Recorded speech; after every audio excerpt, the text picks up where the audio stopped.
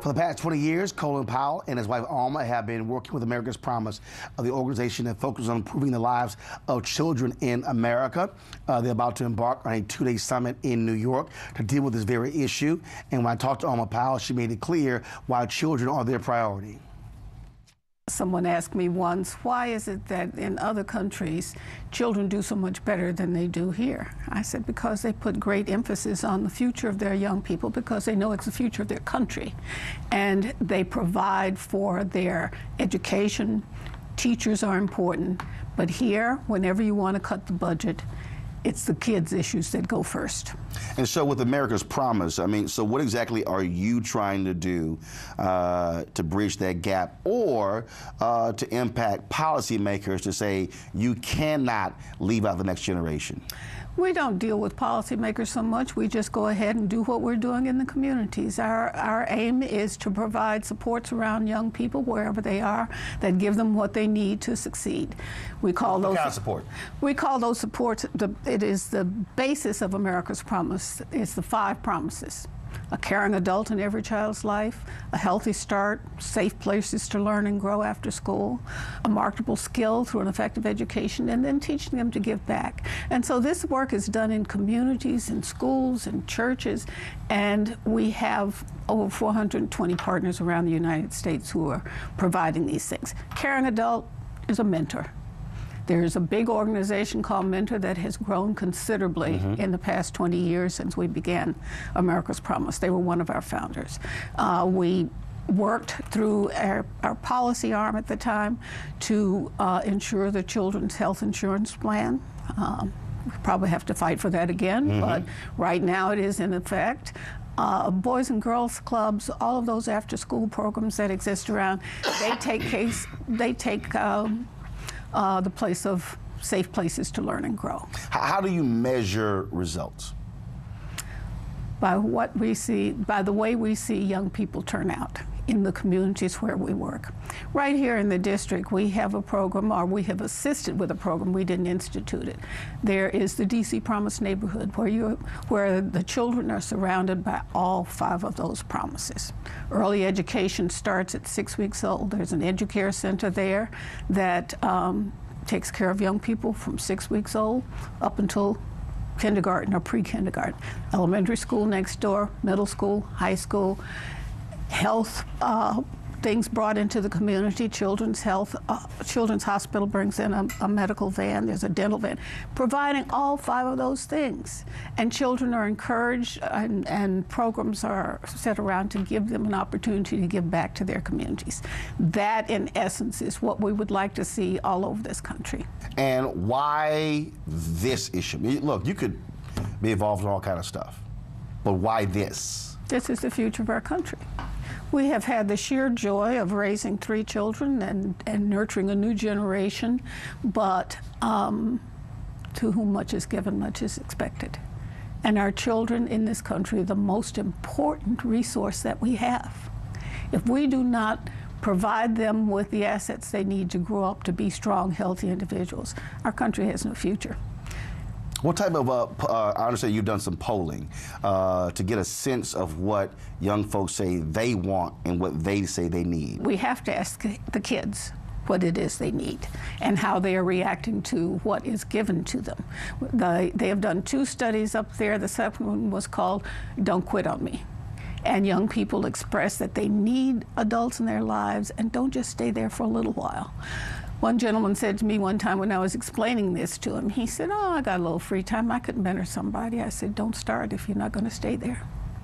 Because this child, whoever it is, has to be able to depend on you. You have to have his back all the time. And it is important, and fortunately, there are hundreds and hundreds of people in this country who are doing just that."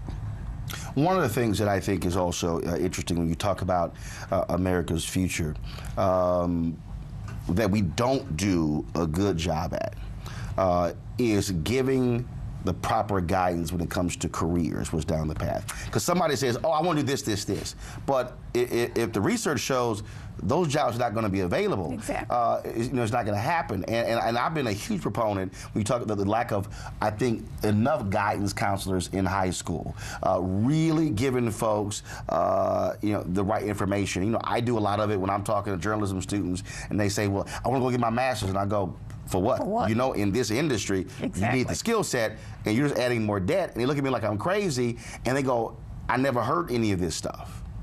Yes, we don't have enough of that, and unfortunately, guidance counselors' positions are among those that are first cut too when they are trying to trim down school budgets. My daughter-in-law worked as a guidance counselor in the high school where her children were, and the year after she left, that position was eliminated, and the position of the only person who could speak Spanish and talk to the parents of those children. So there were going to be a whole population there that was floundering around with no guidance. They need to start working on this, and we try to emphasize that when we talk to people about their caring adults and so forth. I just heard a discussion on the radio the other day about how many jobs there are available with nobody to take them. I spoke once to the head of the Association of Manufacturers who said, we've got jobs, we've got nobody to take them. I said, grow your own.